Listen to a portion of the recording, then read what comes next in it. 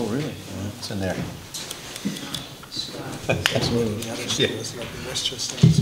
Stand for the pledge. Pledge allegiance to the flag of the United States of America and to the republic for which it stands, one nation, under God, indivisible, with liberty and justice for all.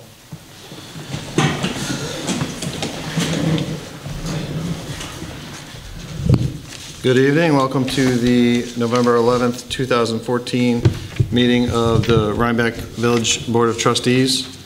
Before we move on to our regular business portion of the meeting tonight, I just want to take the opportunity to recognize that today is Veterans Day, and today we recognize the contribution of all of our veterans to the success of the United States, and especially those they call our village and the surrounding community home.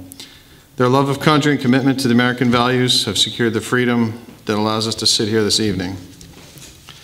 As a veteran, I'd like to extend thanks to the nation as a whole and to the members of our local community that have offered support and respect to members of the armed services, particularly during this period of prolonged war that began on September 11th, 2001.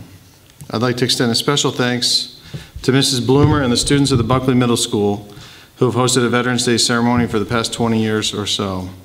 The ceremony took place yesterday at 9, and Mrs. Bloomer was recognized for her dedication to this event by Montgomery Post 249 of the American Legion, the Dutchess County Committee for Veterans Affairs, Dutchess County Executive Mark Molinaro, and most notably, the Chief of the Joint Chiefs of Staff, General Martin Dempsey.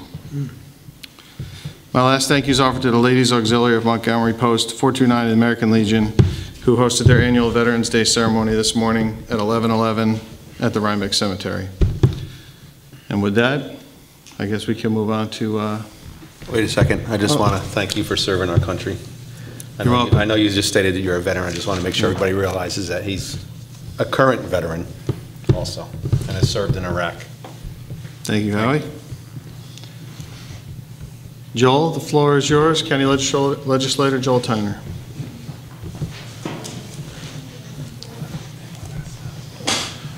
Thank you. Happy Veterans Day, Mr. Mayor. Thank you for your service. Thank you. I have a bunch of handouts about General Electric and the PCBs and the Hudson River. And again, happy Veterans Day to everybody. I was there at the Rhinebeck Cemetery this morning to be a part of that. From 4 o'clock to 6 o'clock today, there was a big forum at the Marriage College Boathouse, and I know a lot of people in Rhinebeck get their drinking water from the Hudson. And I don't know if you know this, if you take a look at the stuff I'm handing out, just about every environmental group in the region was represented at this forum at the Marriage College Boathouse that I just drove away from. There's 136 acres of PCB contaminated sediment that are still in the Hudson River, and there is no plan right now. This is why all the environmental groups are upset. There's no plan to force GE to get those 136 acres of PCBs out of the river. So that's why there was a whole bunch of people down there at the Mayor's College Boathouse. So Manager Jo Green of Hudson River Sloop Clearwater, she has sort of a model resolution for you guys, you know, the village boards, town boards, city councils, county legislatures, any municipal bodies, organizations across the Hudson Valley to pass. On October 14th, I got 7 of us in the county legislature signed on to a letter saying, you know, that those PCBs, the additional 136 acres need to be dredged. I feel bad, I don't have a copy of her proposed language for a resolution, but if you just reach out to Manager Green at Clearwater, she can get it to you. I probably don't need to tell you that the county budget is the big topic of the season right now. $441 million proposal for 2015. I am not opposed per se to a $2.5 million new water pipeline to the county airport. However, I have sort of led the way in Dutchess County for the last couple of weeks, for better or for worse, in describing that as perhaps a bit of corporate welfare, because it's been a long time since the Dutchess County Airport was a commuter airport, A, and B, frankly, it's really $2.6 million that's been proposed in the 2015 Dutchess County budget. That is more than 10 times what it would cost to bring back a 5-day week for the senior friendship centers for the Dutchess County Office for the Aging. One of those is right down the street. You know, the Catholic Church, the Good Shepherd Church, used to be up until, you know, 2009, 2010, 5 days a week, senior citizens from Northern Dutchess could go to Good Shepherd Church, you know, Mulberry and Market, and get their food on and get conversation. Now, for the last several years, it's been only 4 days a week. So I just question the priorities. It's been proposed in the 2015 Dutchess County budget, $600,000 more for business attraction and tourism promotion. I think that, there's a lot of great stuff happening right now in Dutchess County on tourism already, as it is now, the way it's funded presently, and business attraction. But I just got to tell you, again, when not just in Rhinebeck, when there's like 8 or 9 senior friendship centers under the Office of the Aging, why is it that some people have $600,000 extra for business attraction and tourism promotion? That is more than twice what it would take to bring back the 5-day week for the senior Office for the Aging friendship centers. I don't mean to sound like a broken record, but I've learned one thing in 11 years of doing this, that sometimes the squeaky wheel gets the grease. Case in point, and I'm asking everybody to get involved. The big annual official county budget hearing is going to be Tuesday, December 2nd, 7 p.m. It says here in the county legislative chambers, it's usually in the Bardavon, so check with me or check with them beforehand, 486-2100. But the big official, again, annual public hearing is, no matter how you feel about what I'm talking about, and there's a lot going on in the county budget. A lot is going on, a lot that should be going on. So it's Tuesday, the 2nd of December, 7 p.m. And Thursday, December 4th at 7 p.m., you get another opportunity to speak out before the vote, before the county legislature. Also, I'm holding a public hearing on the county budget for Northern Dutchess residents just across the way on Tuesday, November 25th at 5:30 p.m. at Rhinebeck Town Hall. You're all invited to that. And on, Thursday, November 20th, which is, I guess, 1 week from this Thursday, you get another opportunity to speak out. That's before, I'm on the Budget, Finance, and Personnel Committee, so right before we vote on what we think the county budget should be like. So I urge you to really take advantage of those opportunities. I was talking about this a few weeks ago at the Rhinebeck Town Board meeting. Before I could get about 8 words out of my mouth, the Rhinebeck Town Supervisor, understandably and justifiably, like many municipal officials all across the county, just a wee bit frustrated, the understatement of the millennium, about $4 million being ripped away in sales tax revenue sharing, for the last couple of years. I don't think I need to tell you. And so I've been complained about that vociferously. For about a month now, there are folks in county government that are bragging, ooh, there's a $26.4 million fund balance. There's a $26.4 million budget surplus. Part of that money was taken out of the hides of you folks and every single village, city, and town across the county. Nothing will change unless you folks come out and speak up. If you're uncomfortable, speaking up on the 6th floor of the county office building or the Bardavon, call Marcus, talk to Rob Allison, send an email, write a letter, whatever, talk to some other people, but this is it. This is crunch time. If you want to have any impact at all on what's happening money-wise in the 2015 county budget, there's only about 3 weeks to do it. So I urge everybody to get informed and get involved. The Human Rights Commission would only cost $100,000 to bring back. Okay, that's less than a 26th of the money that they proposed for a new water pipeline for the county airport. I'm not going to go into all the great details. This Friday, if you go to midhudsonarealocal.org, there are a lot of post offices that are under attack all over the Hudson Valley, a lot of jobs that are under attack, a processing and distribution center. The folks with the American Postal Workers Union, it's just a big day of action. I just urge you to get involved. Check out midhudsonarealocal.org. I was also going to invite you on Wednesday, December 10th at 6 p.m. I'm having a potluck with David McCarthy. He's the co-founder of a new local currency. I just found out about this. It's called hvcurrent.org. That's the website, hvcurrent.org. There's 120 businesses that are already a part of this, the Hudson Valley Current. So I urge you to check that out. That's going to be at Town Hall Wednesday, December 10th at 6 p.m. The last thing I'll say, sometimes I complain about the Republicans a little bit too much. I'm going to say something nice. Yesterday afternoon, I had an incredibly positive meeting with the chairman of the legislature, Rob Allison, Ron Hicks, who's kind of like the county executive's #2 guy for planning, and some other folks, and Joe Del Syndico. And it looks like Dutchess County is going to be the 4th county in the state after Westchester, Orange, and Ulster. This is an initiative of mine to have an Energy Improvement Corporation association with Dutchess County, which means basically if you're a business and you want an energy efficiency retrofit, solar renewable retrofit, you get it 100% funded, and working with NYSERDA, then the savings on the retrofit pays off the loan on your property taxes. It's called PACE, Property Assessed Clean Energy. California is doing it for residential and commercial. In New York State, we're rolling it out for commercial. It's going county by county. So sometimes then good things happen. I'll shut up on that. I got to run to Clinton. Thank you for your patience. I'm at 453-2105. That's my cell phone, 876-2488. Thank you. Thanks, Joel. Next on our agenda is the continuation of our public hearing in regards to proposed changes to the Water Department code. We had one comment, which was actually, the person thought we tightened up the time for before we charge fees. And when we told her that, we went from 15 days to 25 days and from 30 days to 60 days before we start penalizing people, she was cool. Otherwise, we have not heard any, Pat, right? That was the only one. Unless there's somebody here who wants to ask about this change. Is this for, I just have a quick question. I really just wanted to,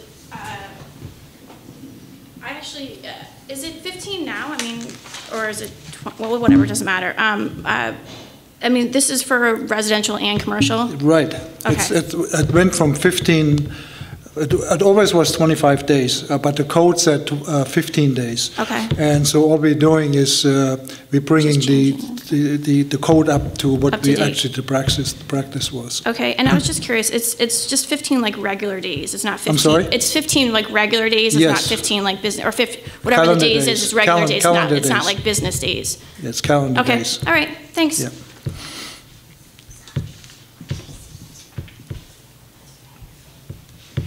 Any other questions? So if there's no more comment, then I make a motion to adopt the water close the- regulations. close the public hearing. Yeah, we do that first. We close. That's your Make a motion? motion to close the public hearing. Okay. Any discussion? All those in favor? Aye. Aye. So now I make a motion to adopt the water regulation amendments as displayed in the Village Hall. And I'd like to have a motion to adopt them. Second. Any discussion? All those in favor? Aye. Aye. So, Pat. So from there, we're going to have a report from our treasurer, which will also be her formal introduction here. We're hoping she'll join us on a regular basis, but Karen McLaughlin, our treasurer. Hi, thank you. Okay, we've been really busy in the financial office, working with our new software program, KVS in Springbrook. Training is progressing well and has been completed for the accounts payable and cash receipts.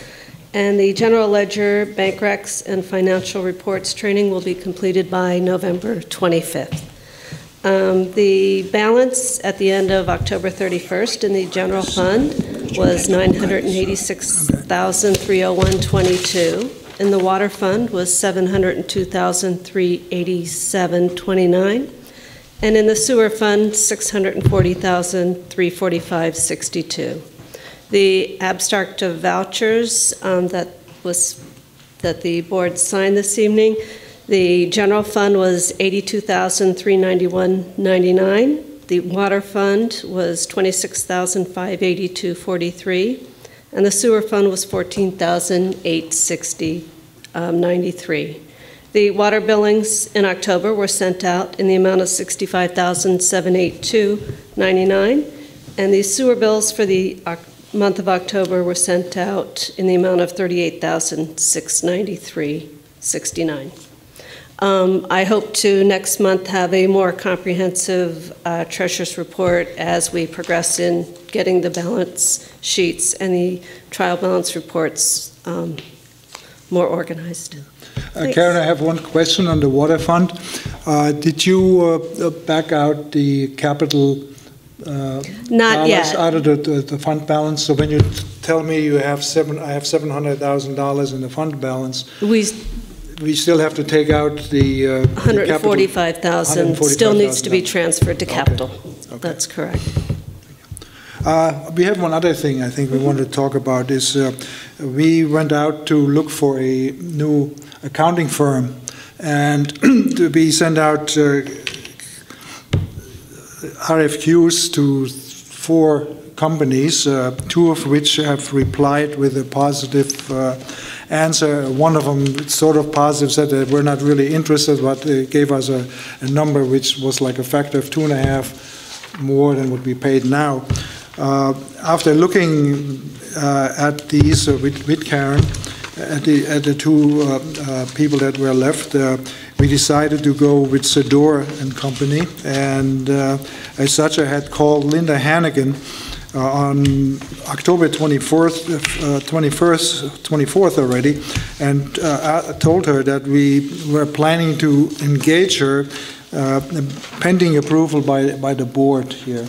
I also called the second company and told them that I did not get it, and they thanked us for thinking of them, and so on. So I think I want to make a motion here to take Sador and Company as our accounting firm, and I'd like to have a second. Second. Discussion? Yeah, I have a question. It says the fee is $9,100 to $95. They give us a range. Yeah, but is that for a quarter? Is that for a year? Is that That's for the year. Okay.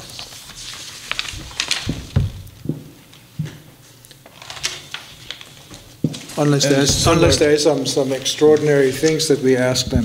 Well, because up above and under number 2, it says, well, we perform the following services on a quarterly basis, and then it has this Yeah. number underneath there. So Yeah, no, but this $9,100 is for the year. Yeah, It's similar to to what we paid now. similar amount and a similar setup where they give us a estimate for the year, but it's based on time. It's hourly, billed hourly. Does this compare to, how does this compare to our current accounting firm? It's about the same. Is it the same? So you engaged, or you sent out RFQs to 4 firms? Yes. And you got 2 responses? Got 3 responses. 3 responses. 3 responses. One of them was saying, well, we don't really want to do this, Yep. but we're charging you X amount of dollars. And 2 of them were the 2 the best companies that responded in terms of dollars were within $1,000. Okay, so this is one of them. That's one of them. Sador is one of them. The other What was one, the other one? Kirschon, Stephen Kirschon in Poughkeepsie. Okay, and so the other one was $1,000 more? Was $1,000 more, yeah. And for the same exact service? For the exact, as a matter of fact, they sent the exact same proposal to us, which We sent looked them at a it. proposal. Well, we sent, basically, what, they as to came what back we- with a proposal which were almost identical.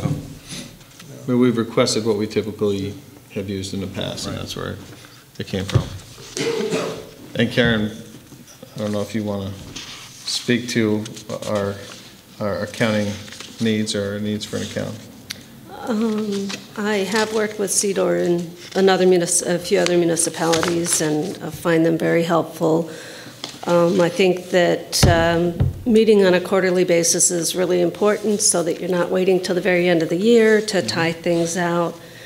And I felt confident with the proposal and preparing the annual report with just their assistance and helping out with some of the end-of-the-year journal entries.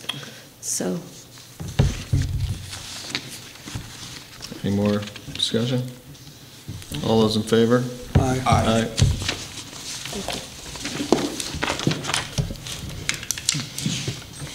Pat, do you want to address the payroll services here? I know we have it under the treasurer's report, but. I had contacted 5 different payroll companies: ADP, Staffline, Acadia, Paychecks, and Bugash and Grady. We have met we did an online demo with ADP. Staffline would not be able to work with us because we have 2 different unions in the municipality. Acadia we've met with. Paychecks we have met with, and Bugash and Grady, as they they partner with ADP, being that we've already met with ADP, they kind of pulled away. So really we're working with obtaining, we haven't gotten the quotes yet, ADP, Acadia, and Paychecks. That's really right where we are right now. We've had demos, we've had meetings, and we have not gotten quotes yet. Okay. I want to just harken back once more to the accounting firm. I think it says here that the officer needs to sign this. I think you would be the officer. I just signed it. Will you sign it? You can pass it down to Pat, it's the original. Okay. Can you sign this copy too? There's 2 copies, sure. Thank you. So on the payroll services, just to kind of expand on what Pat said, we currently use a payroll company that processes our payroll, but it requires a lot of manual input from our end. Yeah, sorry, I didn't. What's that? No, that's okay. So the reason for why we're looking, and right now we have time clocks, old school punch cards, and most of our locations, and we have a biometric time clock here. So what we'd be looking for is to roll out, biometric time clocks at all our locations, and it would all feed into one software system and cut out a lot of the manual inputs that happen here. Correct. So, And like biometric means Handprint or thumbprint, handprint? Okay. either fingerprint or handprint. could be an eye scanner, but they don't have those. Okay, that's in the future. Yep. So I'll probably have more information and quotes by our next board meeting. Thanks, Pat. You're welcome. So from there, we'll move on to Heinz and the water department. We treated 15,425,000 gallons of water in October, which is kind of was a lot of water this month. In the water plant, we also held a pre-construction meeting with Harkins Mechanical for the installation of the pump control valves that we talked about some time ago, and we wanted to do that in November. So when the high water usage time is over. Installation of the electrical parts for that project has started. We received the 3 control valves, like big valves. They weigh probably about 250, 300 pounds each. The installation is to start the first week in December, and the plan is to install one after the other, and we install one, let it run for a week before we go into the second one, and so on. So we think that by the end of the year we have all 3 of them installed. As far as the water distribution system is concerned, we replaced one fire hydrant behind the village garage. We installed a 2-inch water meter in Village Hall down here, and now we can measure how much is being used here, including the fire department. We replaced all 8 old-style water meters with these new Neptune Ecoder meters. Installed 116 so far. We still have about 500 or so to go. And we finished flushing of the hydrants both in Rhinecliff, the village, and Rhinebeck. I sent out an RFP with Scott here, my friend Scott, to 8 engineering firms to get support and evaluation for replacing and rebuilding sections of the aging village water distribution infrastructure. I sent that RFQ out on the 5th of November. We expect to get a reply by November 20th, at which time we will sit down and narrow this down, depending on how many we get, to 2 or 3. And just want to get some sense here if the board wants to interview 2 or 3, or if maybe Scott and I just do it, or we would have to have a special meeting to interview these people. So I'd like to get some guidance from you guys, what you want to do here on this.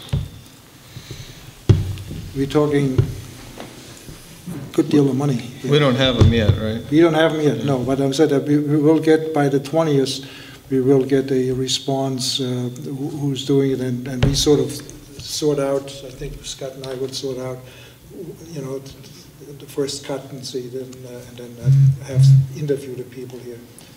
I mean, we can, that's what we can do, but we don't have to do that. We can Well, just go out and hire them. maybe you guys can, you know, start the process and, you know, if there's. Feedback to you. Yeah, if there's a clear, Winner, or- you know, winner per se, then Yeah. maybe we can invite them to give the whole board a presentation before we make the Commitment. approval. Right. On the Violet Hill storage tank, we completed repair on the building itself. That was, we had kind of problems on the soffits and so on. Tony Fader did all this work. One other thing here, which I hadn't talked to you about, but we have one of our trucks is a 1999 Ford 250. Has only 36,000 miles on it, and it is pretty badly corroded. At one point, we thought we're going to replace, and this has all the toolboxes in there, okay? At one point, we thought we were going to replace it, but after we got the first quotes, we thought that this is too much money. They wanted like $7,500 to replace it. So what we decided that we wanted to just rebuild the carriage and do some undercoating on it, which is going to be done locally for $2,500. I don't think I need approval here to do that, but you know, we have to send it out and get it done. It's in pretty bad shape here. Okay. And this truck is mostly used when we have line breakages and so on, because we got all the tools and so on in there to do that. Lastly, Brian Alix has completed all the water plant operator training and all the tests, including the lab tests. We sent all the paperwork to the Dutchess County Health Department, and we're waiting for the approval. Pending the approval, I have to come to you and ask for some for the increase for them, because he's right now like just a laborer status. Lastly, as far as the water department is concerned, I have a request from Tony Fada for a buyout of 80 hours of accumulated vacation leave. And do we normally do that? To get the board to approve that? You'd have to approve it, sure. It's Well, under your I mean, contract. I thought I can approve it, but I think it's in the The board contract. should approve it. The board has to Yeah, approve it? But it's in the, I believe it's in the contract. It's in the contract, yeah. We have been historically approving them. So I want to make a motion to grant a buyout of 80 hours for Tony Fada. I think he's got still over 200 hours or something like that. Yeah. Second. Discussion? I thought when he was with the highway department, he didn't have anything. Well, I gave it to him. No, Just kidding. No, when he was on the highway department only 2 years ago, he didn't really have anything built Well, up, did he? he has 213, I think it was, I think right? it was 213. 213 hours left. Every year he gets additional vacation. And if he doesn't use it, it keeps accruing. I understand, but that's only 2 years ago. But you've confirmed he has 80. I did. Okay. I confirmed it. Okay. All those in favor? Aye. Aye.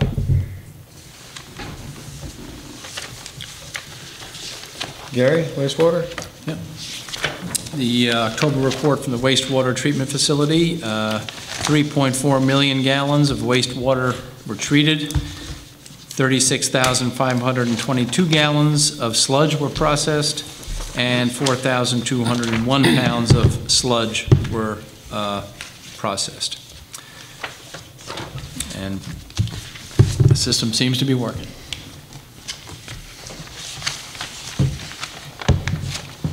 Howie? Street? Street department, I didn't know if you wanted to say anything else? No bids out or anything? Huh? Okay. Okay, Asher Road, I hope you've noticed Asher Road and part of Rockefeller has all new drainage and blacktop. That was our main project this year that we just completed. In the highway department, on Crosmore and East Market Street intersection has been blacktop, and Mike reports the drainage is now working well. The snow blower for the Bobcat was ordered on October 23rd. brush grinding is complete, and we have plenty of mulch for sale at $20 a yard. They are stump grinding between jobs, and they're picking up the leaves constantly. And the leaf truck and the backhoes are working well. Mike wants to put a cutoff date for leaf pickup, but I always resist this. I just say, keep it going until it snows, right? Yeah. So A little snow will melt in the leaf pile at the highway garage too. Right. You keep picking it up. Right, so please get your leaves out there as soon as possible. And also, please keep the leaves separate from the brush. How much was that snow blower? It's around $7,800. It's an attachment for the Bobcat. So how much, the Bobcat was 50 grand? Yeah. Roughly, with attachments. Yeah. The Right. attachment, yeah. It's got a chute that Yeah. can load Well, the dump truck. it's nice because you can get between the trees, right? Yeah. That's why you bought it, right? The original Bobcat, yeah, but the snow blower attachment, we plan on pulling the snow out and then blowing it into the back of the Into truck. the truck, right? Yeah. That's the way they did it years ago. We're always testing ways to remove the snow more efficient, and we hope we don't have a lot of practice this winter. Even though Minneapolis is getting snow right now. We want to go back, Gary? Yeah, I do. Okay. I didn't realize there. Do you have anything else for highway? Yeah, I was gonna talk about the trees, because Okay, let's finish that. the tree commission, I just got a small report here. We had a request to take a tree down at 50 Chestnut Street, and Mike Wolf has reported that Central Hudson will take that down for us because it goes in between the wires. So that'll be taken care of. And 12 South Street, there's a dead tree there that the highway department can take down themselves. And I'd like to report that the fall tree planting was done last Saturday. We planted 20 trees. And I'd like to thank Daytop for sending volunteers. They're always the strongest people there. And I'd also like to thank Meg Crawford, who was also a tree commission member, for donating some plants for the mini park shoreline. That's it. Yeah, Back up to wastewater? Yeah, well, I was mistaken. There are some wastewater pumps that need to be replaced at the Astor Home Pump Station, and we had previously put out this out to bid, but there was a problem in the process. So we have put out another invitation for bids for this work to be done. Sealed proposals completed on forms with the contract documents are supposed to be received by the village clerk by Thursday, November 20th at 2 o'clock, at which time they will be publicly opened and read aloud. So there's a motion to publish the bid, right? Yes. Okay. I'll second it. Discussion on that? All's in favor? Aye. Bring us to planning and zoning. You guys got anything? There's the monthly fees report. I can rattle off what we've taken in, what we've done this month. The building department did 6 CO searches and took in $700 in fees for that. They issued 18 building permits for a total of $3,840.20. They issued 2 certificates of occupancy and took in $200 in fees for that. The planning board took in $225 for sign application fees, 3 of those. 3 site plan applications for $450. Special permit and site plan fees, 2 for $600, and 1 historic demolition fee for $500. That's the activity for the month of October. Did you want to address the Rhinebeck Village Place here? Do we have to, or is that? Well, if they've made a request to waive the fees based on the square footage, just to have a reapproval. If the board will remember, there was an Article 78 on the approved Rhinebeck Village Place plan. Judge Pagonis found that we didn't do seeker. I haven't figured out yet how he determined that.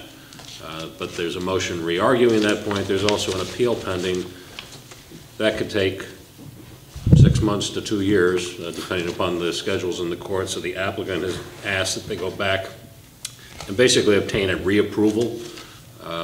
They would pay all of the general fees, but what they're asking to have waived are the square footage fees, which total approximately $5,800, because there's really no re-review of the plans. It's basically a reapproval of the plans, but they have to go back through the process since the judge has referred it to the planning board.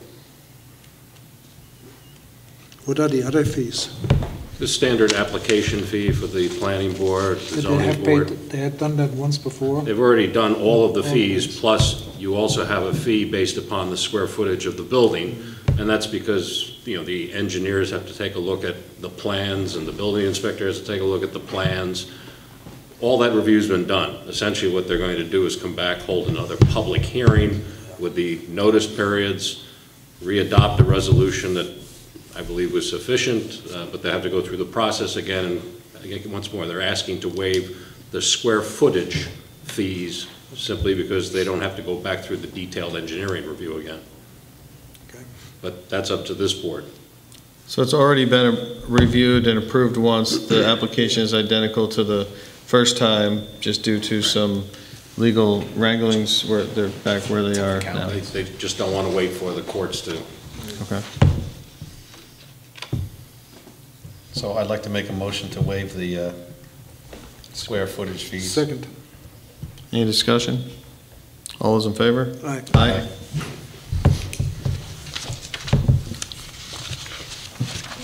And just because we don't have another place for it, I just wanted to touch on the Knollwood Properties 2. We had a meeting, was that last week? With some of the residents of the... Monday. Last Monday, of the neighborhood. Basically, there was a proposal to do some blasting to remove rock in the second phase of what Knollwood Properties, which is referred to as Stortini, over there. And there was some opposition from the residents. We had a meeting with all the key players, and myself and Scott represented the board along with our attorney, engineer, and building inspector. And where we stand now is that they were going to come here tonight with an alternative plan, but they're still working through it. But I spoke with Nancy Clark today. She advised that Mark Rominski is out there doing some field work trying to redesign. So once they figure that out, I guess they'll be back before the board. Right, I spoke to Nancy too, and the way I understand it, that, like you said, they're out there doing some resurveying, but they've moved away from blasting, so that's kind of off the table at this point, which was the primary concern of the neighbors. But did any blasting take place? No. No. Looks like blasting took place, but... No, it was hammered out. Is that right? Yeah. Big area, okay. Mm-hmm. From there, we will go on to police and court. And before we forget, do you have the resolution for the court audit? Is there a resolution, or we just need to approve it as submitted? I have it based upon the last one, so it's not written up, but I have it based. Okay.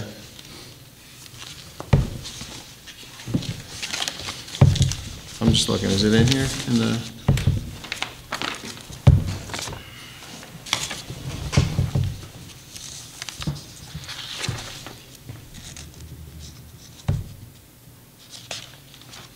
So basically, the court's books get audited on an annual basis, and then it gets submitted, and when they get submitted to the state, we have to, as a board, approve it.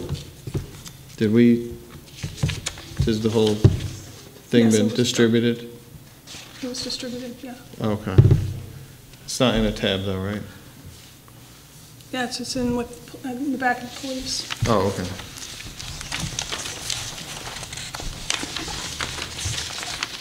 There it is.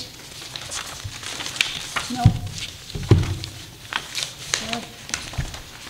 Do we have is there a deadline when we have to do that by? As soon as possible. The letter was dated September 24th. Okay.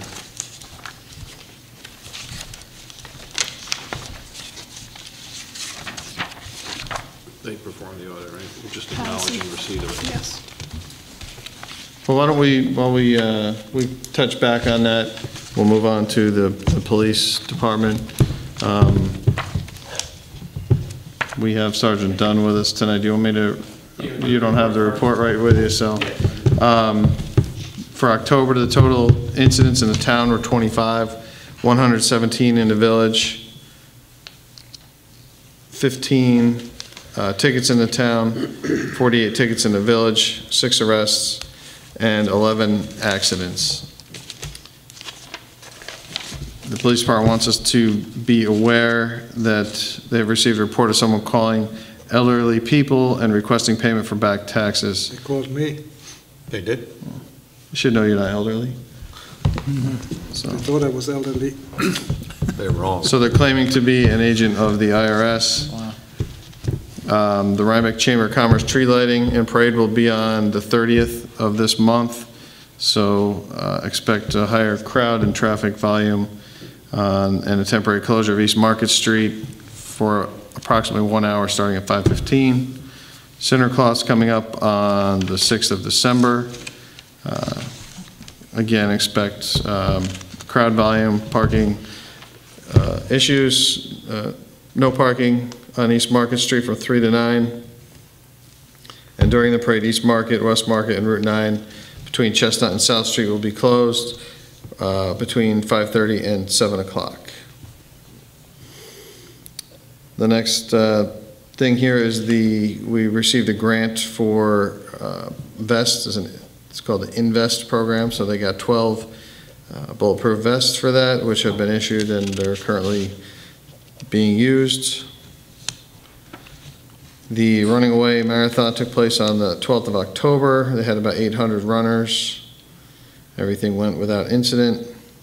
The speed trailer was out on Mill Street during the events. Average speed was 37 miles per hour. So lots of mild speeders, I guess, during that time. And then, Pete, you're going to talk to us about the vehicles, is that? Yeah. Okay. Come up and discuss the email I sent everybody, and just make sure everybody got it regarding what I'm looking to do for the next vehicle. What I'd like to discuss, everybody has it, is just the condition of all the cars and what we're dealing with. Basically, what I'd like to do, I know we're 5 months or a little bit more into the next, before we get to the next fiscal year, but I'd like to start talking about it now, replacing that vehicle and all the things we use it for, and ask and talk about any questions the board has of me and all the different things we use it for. Obviously, if you saw the email I sent you, you've seen all the pictures on the rust on that 7K121, on those attachments, and the condition it's in. Due to the heavy salt and being a four-wheel drive vehicle, we used it, throughout the winter, and it got used over the last 10 years extensively in the winter. So that's why I think the extent of rust on it is as bad as it is. So I just wanted to talk to you about it. I just want to I know it's in capital reserve at this point, what the funds that are left and what we'd have to do for next year in order to purchase one. So I just wanted to open the dialogue and discuss it and answer any questions you have. I know some of the members haven't been on the board over the last several years, so I just want to, if you saw the email and all the different things that we're doing now and all the different events, we're up to approximately 14 different events throughout the village throughout the year. And now we're adding another marathon in the spring, the weekend prior to Memorial Day. And currently, the only event that pays for police is the Running Away Fall Foliage, which they just did. The feet half marathon, full marathon we're asking them to pay for all our coverage also in spring. So we're hoping to work that out with them. Speaking about events, I just want to touch base about Santa Claus. I just want to make people aware that this year we are going to strictly enforce the no parking rules for the signs that are going to be put up approximately a week prior to all the signs. And then this year also on West Market Street, there'll be no parking from approximately 3 to 9, like you said, on East Market Street from the traffic light to Center Street, but now also this year on West Market Street from the traffic light up to Dapson Chesney Funeral Home, also to prevent the vehicles there, to make it easier for pedestrian traffic. Last year we had an issue due to lack of manpower, was that all the cars parked from Dapson Chesney Funeral Home up over the hill past the Star Library and down to the Town Highway Garage. We had that sign, but we were short officers and vehicles. So what happened was we weren't able to patrol it, and by the time we got there before the parade, cars had parked on both sides of the street. This year, adding the Sheriff's Office patrol to it, I've already had a meeting last week. We're going to actively patrol that. It's going to be clearly signed and marked, and we're also going to use cones. So anybody that parks on that side of the street from basically Daps and Chesney up over the hill all the way down to Town Highway Garage is going to be ticketed and towed. So I just want to make that clear to everybody that they're aware of that. The Santa Claus people at the meeting were very unhappy about that, but it's due to safety issues. What happens is cars parked over the white line, and that caused basically one lane of traffic on West Market Street down to the Town Highway Garage. So you had people with parents and children and pushing in strollers, and it became a dangerous time, especially in the dark. So that's one of the things I just want to touch upon so people know that that's what's going to happen. So jumping back over to the vehicle things, like I said, all these different events now, just so that people are aware, I'm just going to rattle them off. Between Santa Claus, the Chamber of Commerce, tree lighting ceremony parade, the Memorial Day parade, the Turkey Trot, the Mad Dash, the Dutchess County Fair, the Running Away Fall Foliage, the Feed Half Marathon, the Halloween Parade, the Hudson Valley Food and Wine Festival, the Antique Car Show, Sheep and Wool Festival, Landsman Kill Fish Stocking Contest, and also the SUVs used for the speed trailer, towing it around, and also the SROs. We have a school resource officer program up at the high school we started a few years ago, and officers are up there sometimes 2 or 3 times a week at different various times. So it's not uncommon when we have vehicles in use, when we have a village and a town car on, we will have an officer up at the school. So if I have a vehicle that has to go in for service, right now with the 4 vehicles, it's not a problem if I have all 3 types of events going on. So I just wanted to talk to the board about it, get their opinion, see how you feel, and discuss it, basically. Let me ask you, Pete, is that Dodge Durango, that's the one that you want to replace, right? Mm-hmm. Correct. Is that an all-wheel drive? That's all-wheel drive, correct. That's the only all-wheel drive you have? The police car, the one we got in 2013, Yeah. that is an all-wheel drive car. The new one? But you're right, it just sits a lot lower to the ground. Okay. It doesn't have the clearance the other one does. So Pete, you know what would be helpful, and maybe next time, could we see what a typical schedule looks like for the week? Sure. Of coverage and, you know, hours that they're here in the village, hours that they're in the town, and just so that we can have an idea of where all the vehicles are. And where everything's going on? Yeah, Sure. exactly, that would Right. be helpful. And there are times where we have things where we have transports, like twice a year annually, we have to transport our data master equipment, which is the DWI breathalyzer and all the radar units up to Albany for certification. So we do that twice a year. If a vehicle's in the shop for maintenance and you have these other details, or like you're saying, basketball games, we provide 2 officers for basketball games. So you will have days where you have a village car on, a town car on, and maybe 2 officers up at the high school. So there's all 3 cars. Or during the day, if I schedule a town shift in the morning and we do a village shift, the SRO officer needs a car. That leaves the 4th car. So basically what I'm looking at is also maintenance. If you end up at a time where the car may end a regular maintenance or breaks down, whatever the case may be, if you only have the 3, if that's, you know, the sentiment I'm getting, if we go back to 3 and one breaks down or is in the service for a shop, and you have a town and a village that doesn't allow you to have an officer to use for an SRO to go up to the school and do that kind of detail, or a basketball game or anything like that. So there's a lot of events here that we use the cars, and I knew people said, well, I see a car sitting there. Like you said, you want to see the schedule, I can do that. The SRO program up at the school has been very productive. The school is very happy. The police department are working really well with them. So that's one of the things I really want to keep going. I don't want to jeopardize that at all. Is it necessary to have a car for the SRO, though? Is the car due? Yeah, here's the thing. There have been times where the officers had to leave the school and assist CPS, Child Protective Services, or another agency. And if the officer takes their own car up there, we're not going to have officers driving their personal vehicles to calls. And it has happened. Schools asked us to help assist them with cases. We've gone out to residences to try to find a child. And I don't expect an officer to take their personal car out to that type of call. But couldn't the person that's on duty that day do that? It is possible, but we've also helped we've also transported people from the school to various other locations for certain types of things. So again, they should be in a police car and not in a personal vehicle. So SRO is every day? No, it's not every day. It's different times. And I talked to the mayor about scheduling. What I do is that I allow the SRO officers to schedule that with the individual schools. Basically, they meet with the principals, and they schedule that out. So there may be different classes they go to, there may be different events, different assemblies they go to. So I don't put that on the schedule. And they're not, when I do a schedule, I do village, I do town, all the other details on it, but the SRO is not on the detail schedule. So basketball games are, as soon as I get the list from the school, then I post that on the schedule, and that's posted on there. And But if there was no SRO event and there was a call for CPS, it would be the officer that's on duty? sure, correct, Okay. correct, yeah. Okay. So since they're not on the schedule, could you tell us how many hours a week, average Yeah, over? it varies. I can over get the you, you know year what or I can, whatever? right, exactly. You know what I can do? I have copies of all, we do an SRO sheet for the school, and I can just make you copies and give it to Pat so you can see it. That form goes on there about what are the officers, how long they're there for, what they're doing, what schools they're in, what's going on, what type of calls they're handling. I can obviously give you that. I'll redact anything that has anything to do with the children, I'll take that off, but I can easily give you that, and I'll show you the hours and the times that they're there. So you would want to replace the Durango with another four-wheel drive? Another SUV, correct, in order to do that, because currently, when that vehicle does go, I really need another SUV to pull the speed trail around with. So, Does this vehicle have special suspensions and special? no, it's just it's a police package, and now Ford is making an SUV, which is a police package. So it basically replaces that. It's the same type of vehicle, same size vehicle. The other thing is, too, is that when I did the grant a few months ago, I put the state paid for all the new equipment in that car. So I have a new computer, new printer, new mounts, all that new equipment. So I have about $7,000 and change worth of brand new equipment in the old car. So what I'd like to do is just transfer that out, since the village didn't have to pay for it, is move that into the other vehicle when we get it. So more for the events, because as these events get larger and more people come, it's more of it's just great help to us, especially for the traffic posts we have. Sticking an officer out at a barricade without a police car in certain events in the dark is not as effective as having a unit there. A marked unit has flares and all the tools that, that it needs. So, and again, we have these other events like Memorial Day Parade.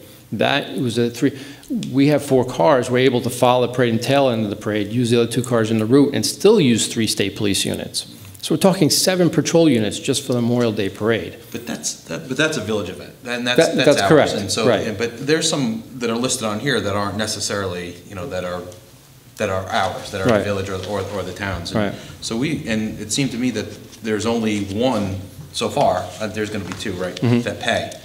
There's only one currently right now. Right. And that's something that the board we've discussed before. If you want to start, we're having this conversation about, charging these other events. We just went through this with Santa Claus. Mm-hmm. And then you have the Chamber of Commerce street lighting parade. That's a nice event. It draws a good crowd of people. But again, it's all 4 police cars plus the state police help. So it's the same thing with the turkey trot. That's on Thanksgiving Day. We closed down Mount Rutson Road from basically the hospital, from Montgomery Street at the hospital, all the way up to the other end of River Road. There's a big difference, though, between a chamber Christmas tree lighting, the Memorial Day Parade, and the Sheep and Wool Festival, right. or some of these other things. So, sure. I think right, and some of these events are used more of patrol-wise. Like, as you know, the Sheep and Wool Festival, that draws about 50,000 people over a 2-day period. So that brings all the traffic issues that come with it. So what happens is we have other things set up, where we have barricades set up if the traffic has to be redirected over Parsons Street versus Route 9, because Route 9's all backed up. That's what we use the other vehicles for. There were times when we had 4 cars out for Sheep and Wool, where I had 2 officers at the traffic light and 2 other officers directing traffic with their units over on Parsons Street. So that's what I'm saying, was that's why the units become, you need the units. Now you also have reduced requirements from the town, right? Well, their town cut 6,000 out of patrol and 2,000 out of mileage. So they've basically knocked the patrol down to about 40,000 and change, $45,000. They left the court the same. So I have to meet with them and see how they want to modify that. Currently, right now, we're doing about 12 to 15 shifts a month for them at 6 hours at a time. So I want to see how they want to break that down. Do they want me to do less in the winter and more in the summer? Or do they want me to just spread that out over less shifts over the period of 12 months? So I need to talk to them about it. So currently, right now, the budget for them is just shy of 50. It's 45 and change. I don't have the exact number for the whole patrol. That's patrol, court, and mileage, because we charge them federal mileage rate. So the revenue to the town, we generate off the town. SRO program, same thing. So. But obviously, you put more mileage on the cars for the town. Correct, and we charge them for the mileage, right? The federal rate, which is about 55 cents a mile. So we charge them for the mileage, and we charge them $50 an hour for the patrol. The school resource officer program is at $40. The contract is $40 an hour. But based on this little inventory you gave us, there's hours and there's miles. Mm-hmm. And what you're saying is that 1 hour of the car idling is equal to 33 miles. Right. And if we're working in the town and we're idling for an hour, do we charge them for 33 miles? No. No. Here's an example today. The mayor came in the office. We went out. We got a call. There was a delivery made to the village DPW today. Tractor trailer from Albany, Teals. They're dropping off some kind of stuff for the highway guys. They're not there today because of the holiday. He went in, he drove around, he came back out, he got stuck on Route 308 and blocked Route 308 for 2.5 hours. All right, we got the call because the state police weren't available. So myself and Officer Bond are out there from approximately 12:30 to 3 o'clock. So at the end of the day, I have to fill out town sheets, change our time sheets, and charge the town for that because there are no other units available. Route 308, and we had to get a wrecker from Red Hook. So for 2.5 hours, 2 guys are out there with no coverage here. So what happens if that happens in the future with a reduced budget? And you are at a point, you're at a point where most of your money has been expended. Are we free to charge them more or just walk away? Or? No, I'm charging the town everything that we do for them above and beyond already. We're still charging them for. They're obligated to pay. We have a contract between the 2 municipalities. All right, right now we're charging them. So for today, we didn't have a town car on. We both went out there. We're charging them for the 2 officers, myself and the other officer, for all that time. So anything above and beyond I don't schedule, we still charge them for, and they're obligated to pay. Now, if they say to us at some point they want to cancel the contract, advise you as a board or a mayor and say we don't want to do that anymore, then we'll have to wait for that to happen. Currently, right now, that's not my understanding. I've been told that if we have cases, and we've been doing this for several years, if we have calls like this, we charge them and they pay for it. Up to the point of the agreed. Up to the point, correct. Now, if that runs out of money, then the town board as a whole will have to decide on what they want to do. Well, but this is kind of hard. I mean, take the point in, say, sometime in the end of November or December, assuming that budget year goes from January to December, all the money's been used up, and you run against, you get the same kind of scenario that you just described on 308 or wherever, and you have a $1,000 bill or a $500 bill. Right. You go there, or you says, no, I run out of money. Well, if the town says they're not going to pay, then we won't go. But they're not going to say anything to you because it is an emergency kind of a thing, right? You get the call at 3 o'clock in the afternoon. The board is not going to meet until a week or 2 weeks from that time. Well, it's easy. I'll open up a discussion with the town now. This is the beginning of the fiscal year coming up. We'll have to have that discussion now and see what happens. If they get to October, November, like you're saying, and there's no more money and they don't want to have the patrol go out at all, we'll advise those other agencies, the state police, the sheriff's office, Dutchess County 911, and say, we're not. I mean, there are times where people will call us and say, I see your car. It's right there, right? It's not too far from Stop and Shop, but the village line is right there. It happens all the time, and we advise people of that. They get a little upset that they have to wait 20 minutes or 30 minutes or 40 minutes for a lockout or whatever the other fender bender may be in the parking lot. So that's something we'll have to discuss with them if that happens come October, November of 2015. I know with the fire contract, if they want to cancel the fire contract, they have to give us a certain amount of time. Right. Is that it's the same thing, correct. Yeah, there's wording. Yes. There's wording in the police contract. I think it's 60 days, but I don't have it in front. I think so. I have to look at the contract. But there is the same wording in there. It has to be done in writing. But in the past, they haven't gotten close to the amount of money that they've set aside. No, and that's what I discussed that with them afterwards, and that was my point was, for me, when I was talking about the budget, I wanted to know why they were cutting what they did. And they said, well, basically, we looked at where you were at this time of the year, and you were at 60-something%, where you should have been at 75. So I said, well, because I watched the budget and became fiscally and trying to come on a budget, they basically took the money away. So I guess if you spend more money than you're allotted to have, then you would be okay. But they keep slicing. They keep slicing it, correct. They're not actually reducing the coverage. They're not reducing the coverage. Their budget, they're they always had more money than they actually had spent. Correct. They're reducing the money, right. They looked at it and they said, we spent this much and this is where we should be. So, again, with a budget, I try to watch as the best I can and come in on what's allotted for. Okay. So. I have a question. It has nothing to do with the vehicles per se, except I've been reading a lot lately about the benefit of having officers on the streets not in their vehicles. Right. I just was wondering if this is a conversation that you have with the officers about, when possible, responding to things that are happening nearby on foot and not always taking the vehicle. Yeah, we do a foot patrol, not as much as we used to, and I'll tell you one of the reasons is because of the radio communications. Right in the business district specifically, we have a hard time reaching 911 on our portables. Our portable radio has about 3 watts, and the car radio has 40 to 50 watts. So when you're out on foot patrol, and we do miss calls when we're out on foot because we don't hear the call, and it does happen. So that's one of the reasons why the officers get chained to that car is because of the radio communications, especially for 911 today. How do the people in the city handle that? In New York City is a totally different radio system. What they use, sometimes they work with what's called 800 frequency. We're working off an older system. All right, so their system is it's much more high tech than what we have up here in this area. So Will it be more cost effective? it's much more expensive. Yeah. Well, that's not a question. The question is it more cost effective car versus high power transmitter? Yeah.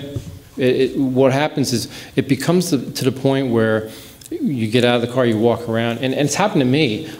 They tell me that they can't hear me, on the portable radio. They say, you're unreadable, you need to go back to the car. That's after you're out at the call. So that becomes a little frustrating with the whole communication part of it. Right. So. Well, I mean, safety first. Yeah, that's what it's about. But I just feel it's really good for a community, I think, when people have more contact with the police, other than when they're doing something wrong. Sure. I think it's... No, I agree with you. Yeah. I do. Over the summer months, we try to do more, walking around and moving around and talking to all the people. Yeah. So. I have a question on the 1 hour of running equals 33 miles of wear on the engine. Is that an industry standard? That's an industry standard yes, that's correct. That's used throughout the country. So basically what they do is in the newer cars, like I said, those ones I gave you, basically on the odometer now, you push the button, you have your set A, B, and then you have your total mileage, you push the button, it gives you total hours. So you have total hours on the actual engine running. So driving versus idling, you're driving, it's still getting added up on the computer on the car. So that's an industry standard at 33 miles. Pollutes more too. Pollutes more. Yeah. So there's a gauge here that tells you when you're sitting there and the engine's running? Right. Your odometer button? Yeah. That's what it is. You push through the different cycles. There's one that tells you hours on the engine. It's like a tractor or a piece of heavy equipment. Just like like a lawnmower that has an hour meter on it. It's the same. You just push it through. They do it on police cars. They have for the last several years. Okay. So anyway, that's what I wanted to talk to you about and just bring you up to speed and, and so we want to open dialogue so when we go into the next budget, So, but based on this inventory here, it looks to me like the 2007 Charger is not far behind. It's not. And that's why I wanted to talk about it because, the 2005 Dodge Durango, which is 10 years old, as you've seen from the pictures I sent you, the rust is what's really eating it up. And the other car, the Dodge Charger, it just has high mileage on it. It's been used. So what I'm trying to do is continue the cycle to keep them going, I do the best maintenance. I try to take it regularly in to get fixed. That's gone through several front ends. The motor's still good. That one does not burn any oil, considering the amount of mileage it has on it. And then how do you go about cycling the cars? I mean, we used to. Here's what happened. A few years ago, we stopped. We used to, since I've been here since 2001, we would every year put 10, 12, or 15,000 in capital reserve. We did that religiously. And in the last several years, we haven't put the same amount of money in. So what's happened is it's kind of messed up the rotation. So if, you know what I'm saying, is we've not put them. That wasn't my question, but anyway. This right. Is last year we put 9 in. The year before we put 0 in. Year before I don't remember the third year. It wasn't that much. So what's happened is you didn't have the capital reserve being replenished. So when we got the 13 car, we didn't put money in that year. So that's kind of what's happened, without putting money in the capital reserve. And we've never not had the money after the cars. Usually cars go about 7 years. This 2005 Durango is now 10 years old, so you can see the issues with it. So that one's been pushed off. My question was going to be, how do you decide on which cars get used? Usually it goes by mileage. It goes by the oldest car. The guy that comes in tomorrow morning, I rotate them. You rotate them. I assign cars when I do the schedule, correct. Okay. So if I know something's ahead of time or something else is going on, I'll assign cars. So who does the maintenance on the cars? Red Oak Auto does all the maintenance on the cars. Red Oak Auto also does the maintenance on the state police cars because they have a state contract.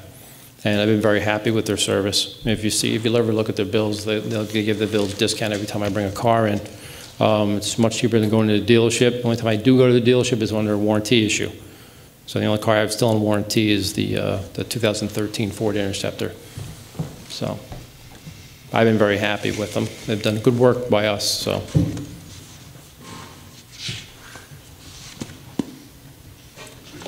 Anything else? Everything good? I'll answer any questions. No, thank you very much. I appreciate it. Thank you, Thank you, Sergeant everyone. Dunn. Appreciate it. And we, our little rearrangement here to free up some space, I'm used to seeing Scott down there, so we skipped fire department. Yes, So I will. bring it back to you. Sorry. The Rhinebeck Fire Department monthly call volume breakdown for the month of September. The fire department responded to 19 EMS calls in the town and 20 in the village for a total of 39. They responded to 8 fire calls in the town and 10 in the village for a total of 18. And they responded to 4 motor vehicle accidents in the town and 2 in the village for a total of 6. And to date, the fire departments responded to a combination of the town and village, 426 EMS calls to date, 230 fire calls, 59 motor vehicle accidents for a total of 715 calls.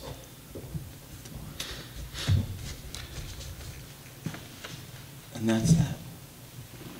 No new members this month? No new members. How does this compare to previous year, same month? Well, we don't have the breakdown. We were at I don't know if I'm here. 801 last year, I believe it was. What was So, that? I think it was 801 total 801? for last year, so. Total? Total, yep. So we're 3 months short of, Well, the fire department year runs November 1 to October 31, so that So this- should be a final for the year. Yeah. Was it 750, was it? yeah, maybe next month will be the final. Is that why because they have, Do you think Karen thinks she has to stay here? Oh, October is blank on that, so maybe. yeah, because that Yeah, was to so- September, so maybe next Okay. month will be the, I could be wrong. Maybe we missed it, yeah. We'll talk to Kevin. We'll get caught up. Yeah. That's, Karen, you don't have to stick here all night if you, You're welcome to. Yeah, right. thank you for your report, though. Thank you.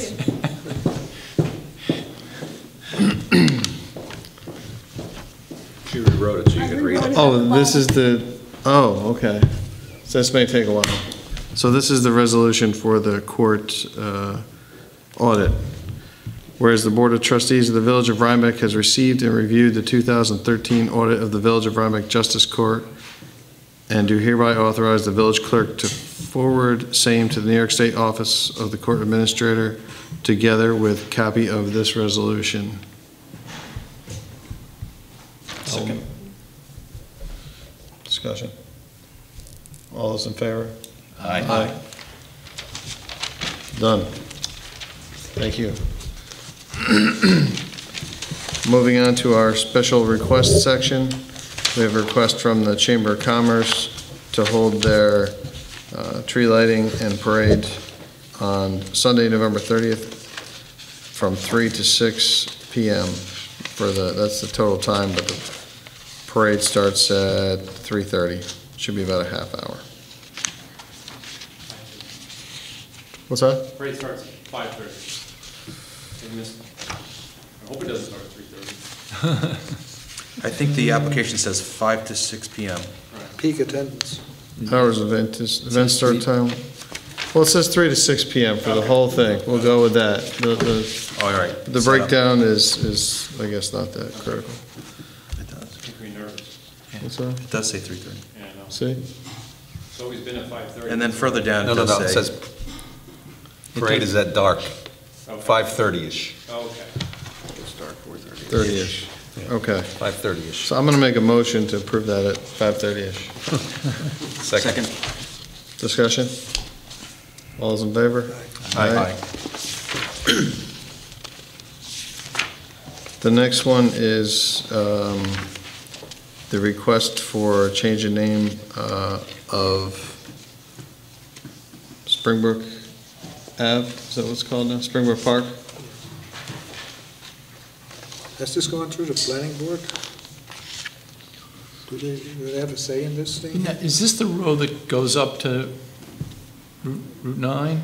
No, Or it this is goes, just this, so it goes Springbrook back goes down. and into then where the this is medical this- offices and the Primrose School All right. are now. I mean, the question is, are there, I spoke to one Yes. party that has an office there, and they were not notified, they'd have to change, they'd have a new address? Yeah, Correct. new letters, heads and everything, right? Yeah. Correct.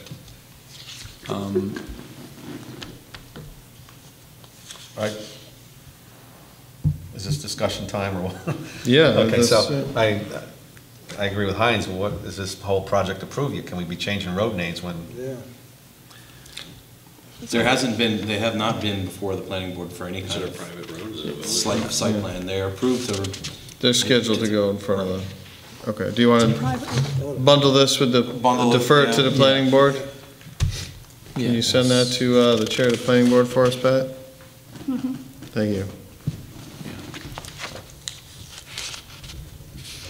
And the next one is, it's got a different name, but it's the same entity.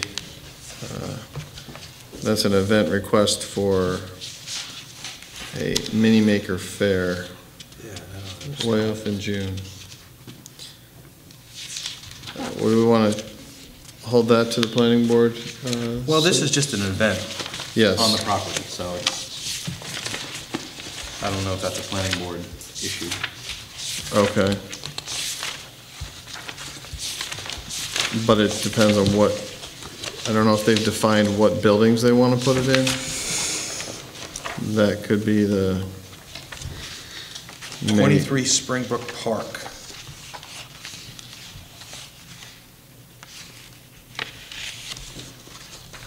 So that's the medical office buildings that are down alongside of the bank, Hudson Valley, 730. Yeah. And some of them are still medical offices. Yeah. Yeah. Do we want to, I don't see in here a clarification of exactly which, because it says they're expecting 1,000 people. So right now, they only have a small, I don't know where they would all park. right, so, I don't quite understand what they're doing. yeah. You know what, and I guess we'd have to figure out who the property owner is, that they're planning this.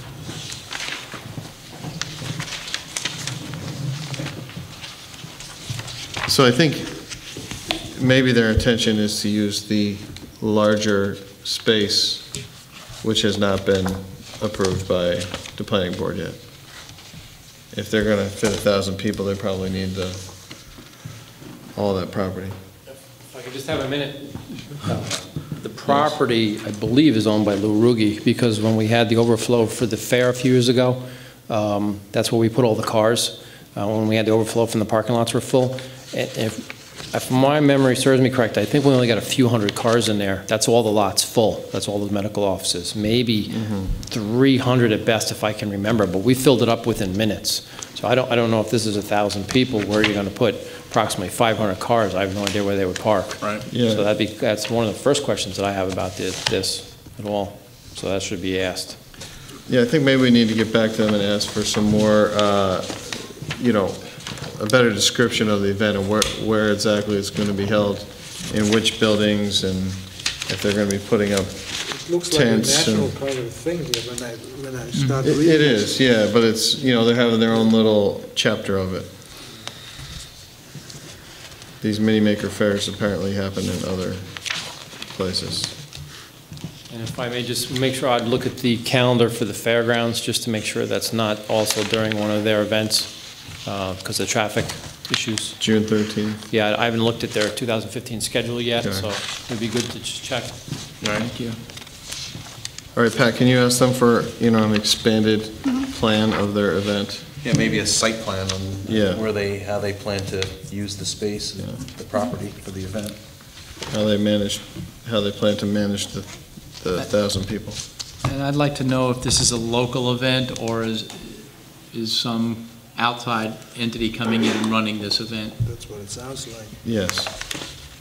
There would be a sponsor of I think it's a nationwide type event.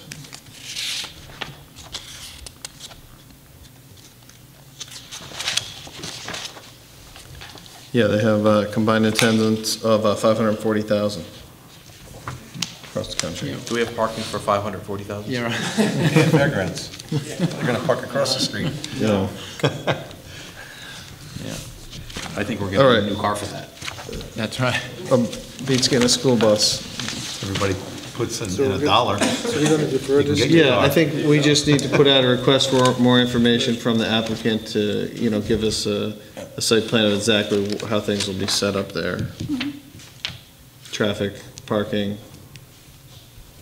So I had heard something informally about a big tent. Oh, is that right? It's not on the application, but I heard that. Okay. So. The next one is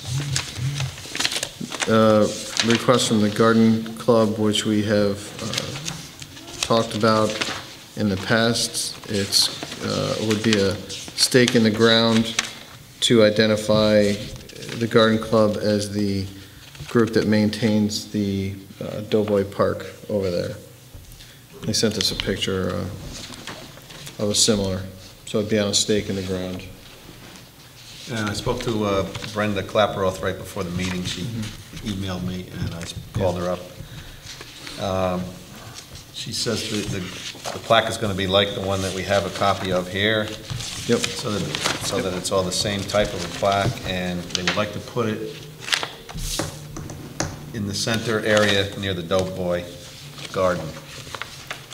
So, Is this the size of it here? The size of the plaque? They gave us the size in the past, I believe. It says 5 by 7. 5 by 7, okay, that's Yeah. what it is. That's Pretty. it's larger, it's larger. Yeah. Pretty close. Pat, I thought it Alan? was going to be flat. It's not flat in the ground on the stake? It's okay with Alan? I didn't discuss it. well, I think Brenda did, and I think it's, I don't know if Brenda did. She just wanted me to relay the message. It's going to go in the No, middle area, so. I think they did. I think they went over and they discussed it. Okay. They've been here a few times. Yeah. We talked about the materials, Yeah, and they they've come back and they've put upgraded the it. bronze rather than the chrome and plastic and all that Yeah. stuff. To match the other bronze Exactly. Right. plaques that are in the park already. That's flat. Yep, that's fine. Is there a motion to approve the I plaque? make the motion to approve the plaque as proposed by the Rhinebeck Garden Club. Second. Any discussion on that further? All those in favor? Aye. Aye. The next one, we have a peddler's application from Frank Weissman, who is a Edward Jones stockbroker, dealer, bondbroker, insurance agent, investment advisor, representative. Peddling? Well, we have a peddler's permit, and he has submitted an application for such. What's the peddling? Well, just basically a broad spectrum of financial products. Well, how's he gonna go about doing this on the So street? knock on your door and ask you to buy stocks. Would anyone like to address that? This is unprecedented, I presume? Yeah. I mean, we've approved, Booksellers. I think, and one peddler's permit since Well, we did I've that. been here. The book, I don't think we. We did the ice cream man. Mr. Dingling. Yeah, this peddling would- Yeah, he's the only active peddler approved, I My believe. objection, What's that? over my objection. Yes, but the He was kids, there today, can you but imagine? the kids love the ice cream. Yeah. What are you, Just wondered if Pete had been referred to him. The code says it's supposed to be referred to the police department. oh, was it? No, I didn't know anything about it, as long as we have all of his information about, who he is. He submitted it. A long time ago. Oh, maybe a long time ago. There's his picture. Okay, if it was that long time ago, Check. then that's probably why I missed it. He's a local guy from Salt Point. As long as I have his information and we know who he is, so when people call us up, saying they're not sure who he is, and as long as we have his information on file. October. In October? Okay. Yeah, I'll look at my records. As long as I have something that says who he is, so when people do call us, because sometimes people don't believe who they are when they're at the front door, so and then they call us, so. Yeah, I'll take a look at my records and see if I Jones have. have an office in, right here? I don't know that. No, that's, Montgomery Row? Montgomery Road, I have. No, that's Wells Fargo, isn't it? What is it? I thought it Yeah. was- Well, I think maybe we'll just put it to a vote as opposed to a motion, because, you know, if you file the permit, we have to make a decision on it, right? Yeah, I mean, it's you either approve or Yeah. So all those in favor of approving? All those in favor of denying? Aye. Oh, what are we on, denying now? I gotta know what the law says. Are we gonna, I mean, we have a, Well, let's ask Rich here. I'm not in favor of people knocking on people's doors asking them Right. to invest money. and it's hard to gonna believe that scare would be people. effective. Yeah. it's covered by your code because it says or services. Yeah. So he's allowed to submit the application, and we're allowed to make a decision on it. I just, for myself, I would vote against, but if he would like to come and tell us a little, talk to us a little more about what he intends to do, I'd like to be convinced. I don't think it's a way to sell what he sells, but Right. if he can convince me. and- So we have, A no. Oh, no. No. there you go. We'll leave it at 4. You want a 5? No. Okay. Good. Unanimous. Unanimous. The next one is Patrick Sandifer for filming. Do you want to? Yeah, I do. That one slipped my mind. I went out and met with them last week, because I sent you an email regarding, I was concerned about Wednesday night before Thanksgiving. But I went out and met with the whole crew, went up and down the street, they explained to me how everything was going to be laid out. They went into the businesses and talked to them. They're going to be using actually Al's Village Pizza for their food for the stage crew. It's going to be about 25 members. Most of the filming is going to take place at night. Most of the stores will be closed after 5 on Thanksgiving Eve anyways. So I was happy with it. They do want to have an officer for the 5-hour period, which they are going to pay for, and reimburse the village for the officer in the car. So I was okay with it. I met with the crew. They're very good. The only thing that has to be done is for short periods of time, they'll hold traffic briefly while they're shooting right in front of about Hummingbird Jewelers. So no cars go out westbound on East Market Street for about 3 to 5 minutes at a time. If they don't get it the first take, they'll do it again. So just be short periods of time where traffic would be they'd be held up. And that'd be later at night, somewhere after 8:30, somewhere between 8:30 and 10 is when the filming would take place. So I'm okay with it if you're okay with it. I went out and met with them, so. I think the last time, Howie, you had a problem that it was the day before Thanksgiving, right? No, I didn't have a problem. What's the date that they settled on? Is No, this that the was, correct that date? was me, because I was concerned because of all of the people that come back from town, families, restaurants and everything. This is And- the day after? No, day before, Day before, Wednesday. Wednesday. And what they want to do is they have to have people out there to hold a certain amount of spots where they want to actually film into the cars. And one will be in front of Hummingbird Jewelers, and the other side will be right about where Northern Dutch Pharmacy used to be. Daryl's, it's called now. So that's where they're going to be filming. So they have to hold those spots. And I was concerned with people going, frequenting, being told that they can't park there. So basically, they're going to hold up about 20 feet on either side of the street for the filming on both sides. So When is it, from when to when? it starts in the late afternoon and goes right about to about 11 o'clock at night.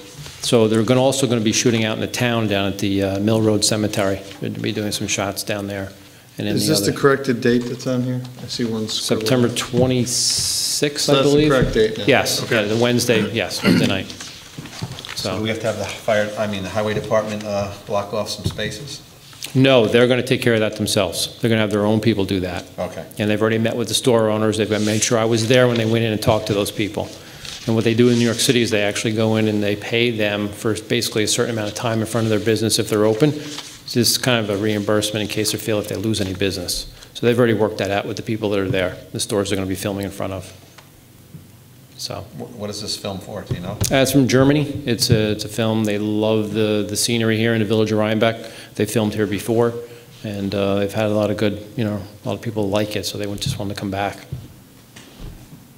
And they're not going to be blocking the sidewalks. I made sure of that, you know, they showed me how the crews are going to be set up with the cameras, so the sidewalks will still be open to the general public. We want to be extras? Hey, can we make extra money? If you want to walk by while they're filming, they're not preventing pedestrians from walking through their scene, so they're just trying to get they also want to know if all the Christmas lights would be up, and I forgot to ask if they would be all up and running by then. I believe they will be? Okay, they will be all, because they were asking about that for the filming, they like Well, the the lights. official lighting is that Sunday, the 30th, but they are up. Okay, Or, they were they're not asking me. quite and connected yet, but they're up, yeah. I forgot to ask. Yeah, I'll call Okay. him tomorrow. Okay, so, thanks. Thank you. So do we have a motion regarding to approve? I make a motion to approve. Second. Any further discussion? All those in favor? Aye. Next one is a request from Santa Claus to use this room on the 6th for the branch making. The hours aren't on here, but it's pretty much the whole day, right? Yeah. Oh, maybe they are over here. 12 to 4. No. And they would need access on the Friday. 5 to 9. 8 a.m. to 7 p.m. Yeah, there's a bunch of stuff on here. 5, Yeah. 6, and 7. That's the confusion with our application. There's like peak time, setup time, breakdown time. Basically, it's the entire day, 8 a.m. to 7 p.m. right here. They need a couple hours to set up. Oh, yeah, there's a couple of them on here. Yeah. So I'll make a motion to approve the use of this room by Santa Claus. Second. Discussion? Yeah, but it says Friday they need setup time 5 PM to 9 PM. Somebody going to be here in the village to lock up, or? That's going to be Yeah, you, we the just have to mayor? make I will sure. not be here. What day? Well, it says Friday, and it- Friday, December. Right, they need to have can do access that. Friday evening to set up. I'll do it. They're gonna. To coordinate with me. Okay. Rents. And then take everything away on Sunday. Prince of the church. yeah, and then, Okay. does the fire department, do we have to ask them, or, because in the past No, we've we'll talked to put it them? on the schedule. Yeah. We'll talk to them about use of the tables. I had sent a copy of this to the chief. Okay. Yep. So Keith, you seem to have a grasp on this. What day is this? This is just the Friday? It's the Saturday morning before the parade, or it says 12 to 4, so the kids come in and they decorate their branches So with, it's the 6th? yes, But they want to come in and bring the stuff in on the 5th. set up on the Okay. 5th, yeah. So that's, Mayor Tortorella, Yes, Rich Olson just brought to my attention, once again, Mary Yankitis, a fireman herself, will be in charge of this aspect of the event for the Twigs. So Okay. she'll be here and. Oh, that's good. So she'll be in charge. So she'll have the, oh, she's one of our, what's her name? Mary Yankitis, Okay, she's one of our firemen, she'll be here during the day of the oh, event. okay. But they want to use this entrance, that's the fire department's only concern, is that we don't want to use Yeah, their entrance, so so, does she have access to, she doesn't have an arcade. right. so you want me to do it? Well, we'll figure it out. All right. Okay. She can come. Okay. Yeah, She can come in this to be way. determined. Open that way. We're on call all weekend. That's right. We did have a request from a Quinn Brooks regarding a Penn State dance marathon. It was basically like a coin drop, but they call it canning out there out in State College, I guess. It's a different term. So they missed the application deadline, but in the conversation back and forth, we talked about trying to, in general, limit, such events to local nonprofits. So even though we did not have a chance to address it at a board, I think that's the general position that we have, that to limit the coin drops to local not-for-profits, particularly Rhinebeck not-for-profits. Let's see. I had another request from Lou Tumolo from Rhinebeck Animal Hospital. It's in the same, it's right behind. Line 9. Yeah, mine's behind there. So, Oh, you got it. yeah, basically, he presented to me a concept regarding the crosswalks in the village. He's closest to the one in front of Terrapin and had, noticed some potentially dangerous situations there, and he brought forth a concept that is used in a similar village in Idaho where one of his sons lives that has been apparently deployed successfully, which is, they have these like highway flags, so they would have a pole, a bracket mounted on either side of the crosswalk, and there would be a number of these flags on either side. So you grab a flag, you walk across the street, deposit the flag, and back and forth. So potentially avoid pedestrian accidents in the crosswalk. So in the conversation, he had offered to have the brackets fabricated that would hold the flags and to supply the flags for a pilot project there in front of Terrapin. Now, somebody got killed there in that place, but that was early in the morning hours, a few years ago. Yeah, that was before the crosswalk was Before the there. crosswalk. Yeah, roughly in that area, yes. What does Pete think? Are you, I saw you waving your finger, I don't know if that meant you want to make a comment? This is what happens when you come to a meeting, Pete. Yeah. No, I haven't got a chance to check with DOT yet, because normally in the vehicle and traffic law, anybody has a flag of that style is directing traffic. I just want to make sure that there's no other guidelines. I don't know of any, but if you disobey a traffic control person, a flagman, a policeman, there's a section of V&T for it to be written up for that. I don't know if New York State, I don't know personally of anywhere in New York State that they use this, so I'd like to check with DOT first before you go with, approving anything, just to make sure that on the state level that that's okay. I don't know of any in the vehicle and traffic law that prohibits it, but if you pretend you're somebody, if somebody's playing a joke and uses this thing and then goes out there and starts directing, then they cause an accident, stick the thing in the thing and run off, that may become an issue.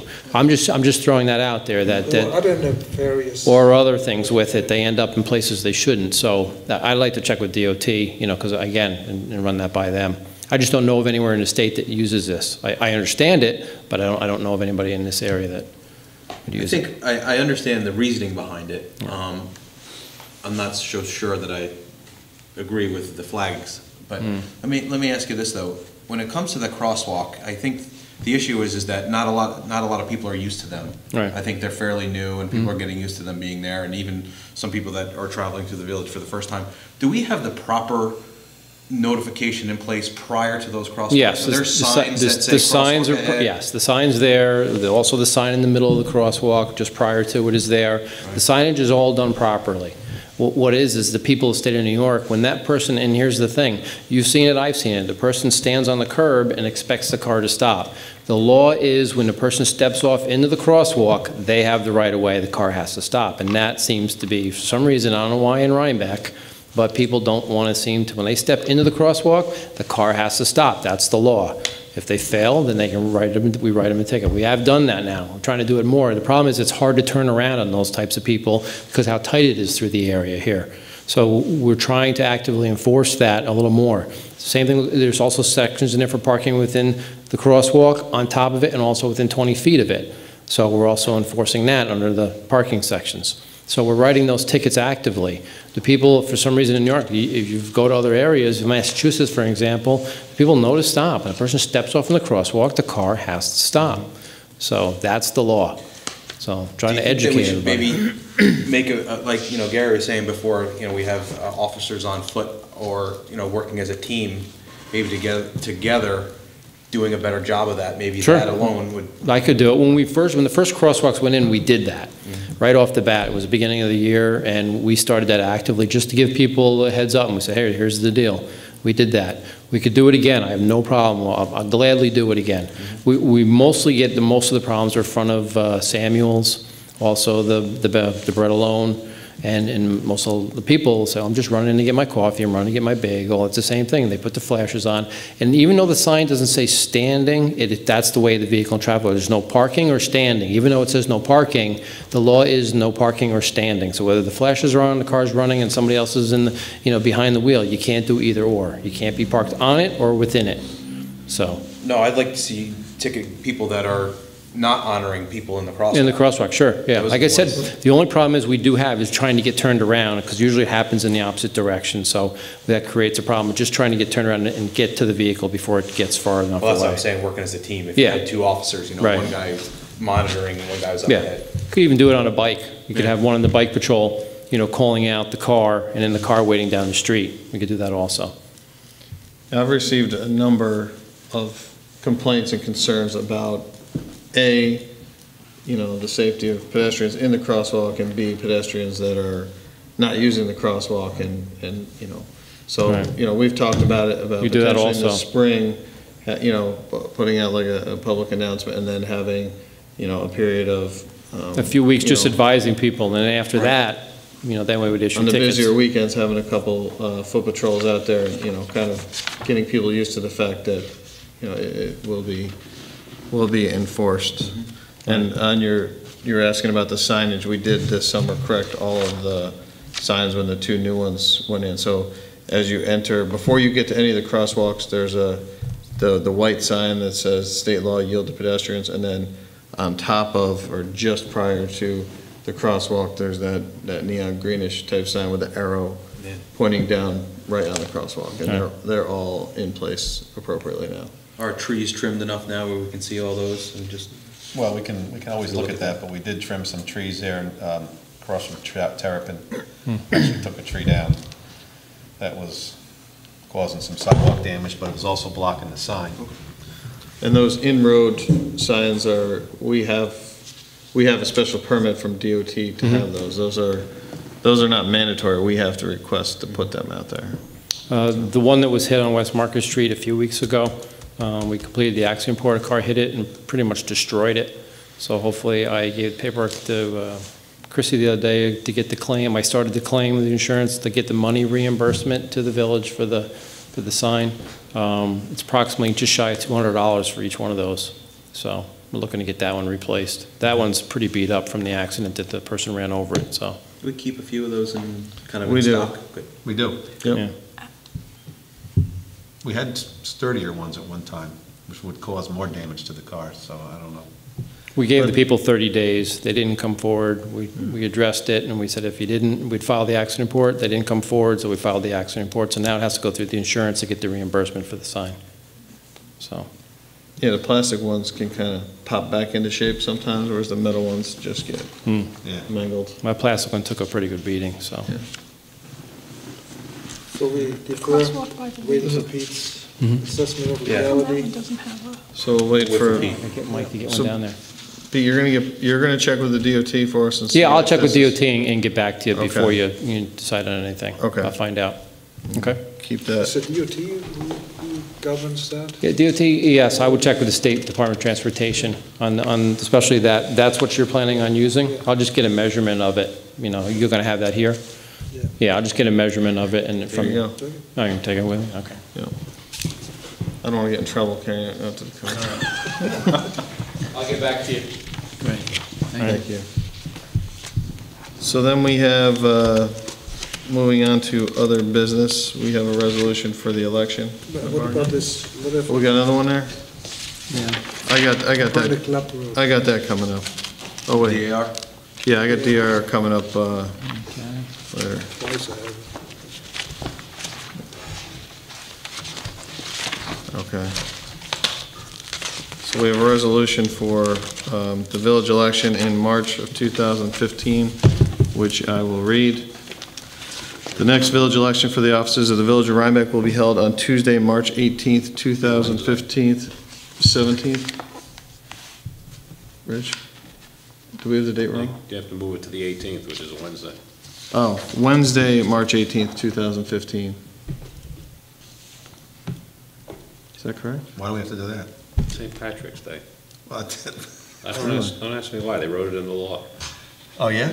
Oh, it's a law, okay. Okay, We're having a village meeting on Veterans Day. well, that's different. The Saints have more pull. We don't want people voting on St. Patrick's Day, really. Okay. Okay, let's have a do-over. So the next village election for the offices of the Village of Rhinebeck will be held on Wednesday, March 18th, 2015, and that the Village Board of Trustees must designate by resolution and publish the offices which are to be filled in each election district and terms thereof. Now therefore be resolved that the Board of Trustees designates the following offices as vacant at the end of the current official year to be filled at the village election to be held Wednesday, March 19th. 18th. Sorry. Killing me. March 18th, 2015, for the following terms. Trustee, a one-year term starting the first Monday in April 2015 through noon of the first Monday in April 2016. Trustee for a two-year term, the first Monday in April 2015 through noon of the first Monday in April 2017. Another trustee, two-year term, first Monday in April 2015 through noon of the first Monday in April 2017. And a mayor, two-year term, first Monday in April 2015 through noon of the first Monday in April 2017. The village clerk is hereby directed to publish this resolution in full in the Daily Freeman and Poughkeepsie Journal.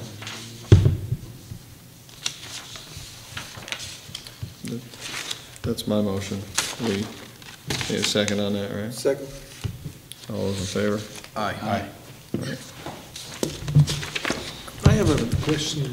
Yes. What does it take to change the length of office Terms? holder?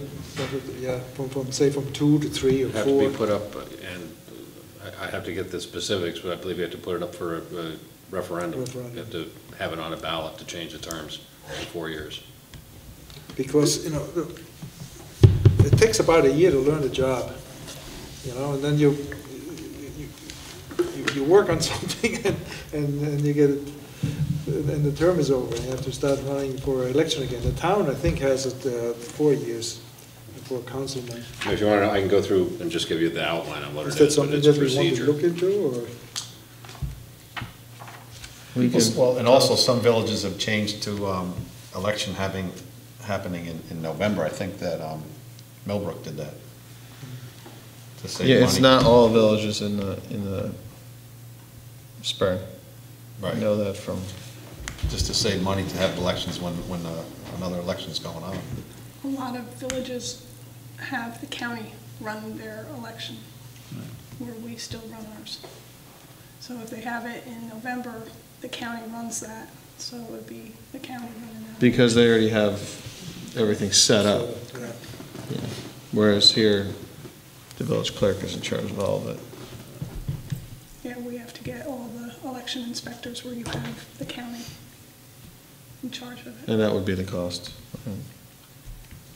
But we still have to pay for the machines anyway, so But not if we were just on the ballot in the, there would be some expense, but I don't know what it would be.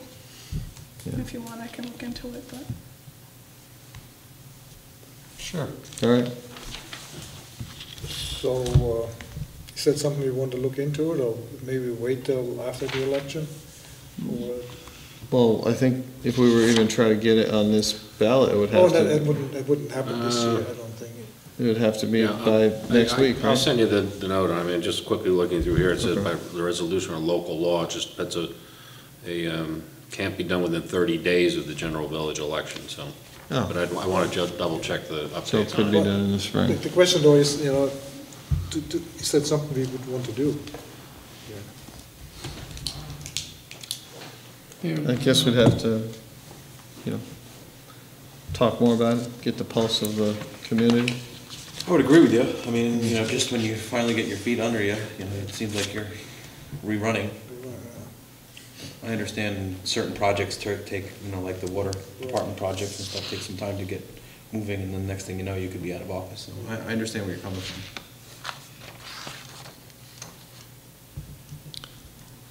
Do you have is the resolution for the parks in here? The parks and Historic Preservation Grant? No? You said we had to pass a resolution regarding to use the funds for, Oh, we got a grant from New York State Parks and Recreation for $15,000 for sidewalks, and it could be used for expenses since, was it 2005? Or we could put it towards future projects, but we would have to, if we're just going to submit, receipts of past work, we could do that, but if we're going to use it to pay for a future project, then we need to.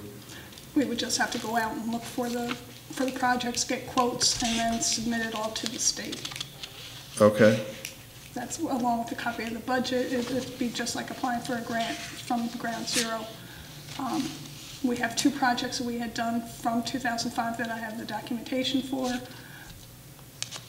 But it would be almost cleaner having new projects, and we do have other projects that we could use. So we don't need a resolution? No.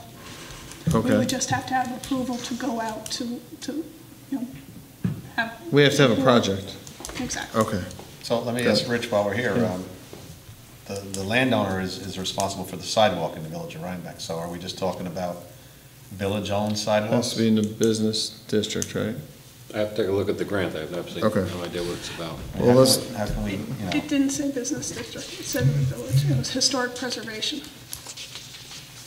okay, let's table that, and we'll have Rich and Pat review it further. Because I have no idea what. All right, because I scanned it.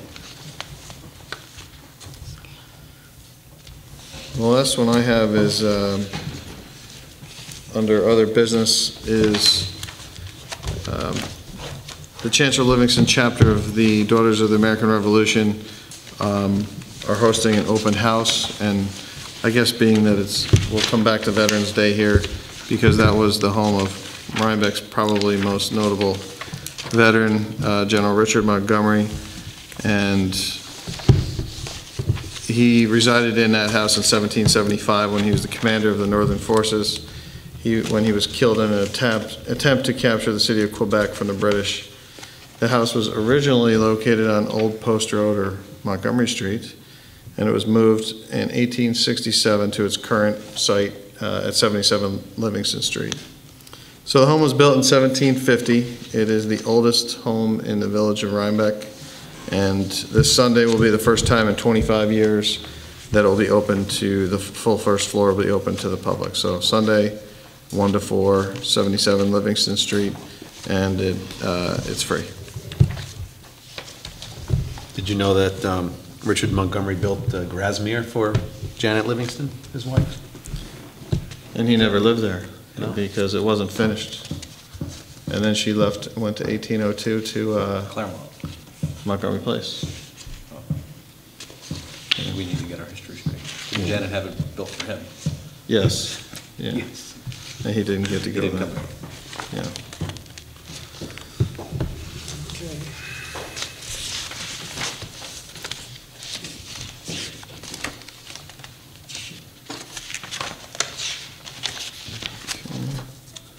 What is this on the generator? See this in here? Pat? Is that something we need to know? That was given to me to have your approval, I think, because of the expense of it. From, Chrissy. okay, let's pass on that. We do have some correspondence from Ellen Hubbard in regards to seeing someone almost get hit in front of CVS in a pedestrian crosswalk. Yeah, So, yeah. So kind of relates back to our previous conversation. That's all I have for correspondence. Next is the water and sewer adjustments.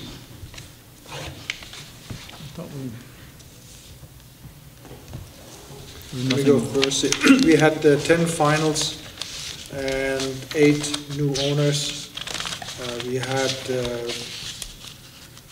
5 instances of payments applied, 4 instances applied to wrong accounts, and we removed 1 collection fee because the check was not deposited in time, and we had 1 item where the meter change out was not caught in the computer at the right time. So these are all the adjustments for the water department.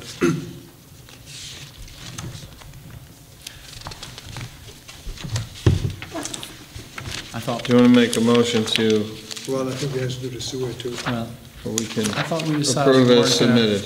I thought we weren't going to go over these every meeting unless there was something unusual. I thought we had decided.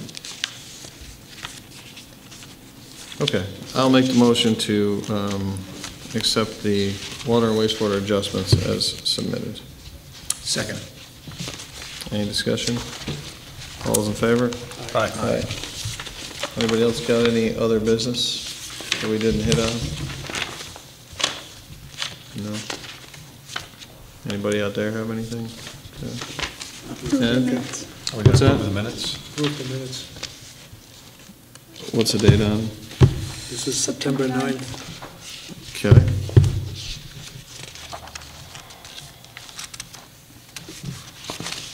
Number 12, What's that? number 12 in your book. Oh, yeah, I got them. I'll make a motion to approve the minutes as submitted. Second. That would be for September 9th. Any discussion on that? All those in favor? Aye. Nothing else? Did we want to mention the town of Rhinebeck public hearing they're having? We got a notice here on November 17th, Monday, the town is holding a public hearing on applications from the Dutchess County Agricultural Society for a wetlands permit. So I guess we've been notified. Good for people to know. Okay. Nothing else on other business? So I'll make, did I hear something? Make a motion to go into executive session to discuss the employment history of an individual employee. Second. Any discussion? All those in favor? Aye. Aye.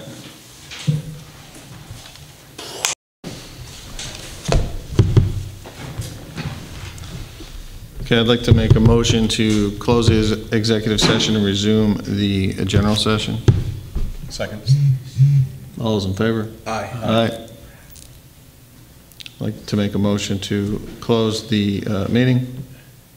Second. All those in favor? Aye. Aye.